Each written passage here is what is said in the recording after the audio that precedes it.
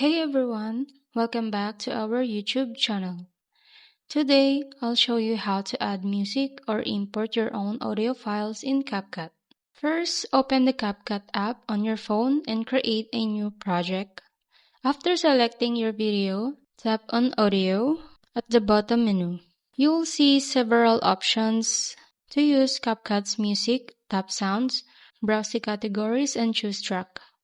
To import your own audio file, tap Sounds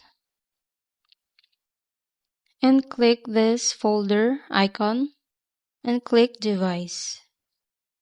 Allow.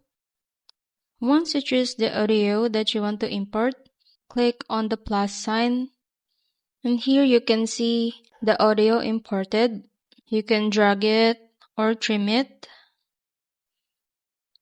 whatever you prefer, or adjust the volume however you like. And that's how easy it is to add music or import audio into CapCut. If this tutorial helped you, give it a thumbs up and leave a comment below if you want more editing tips. Thank you for watching.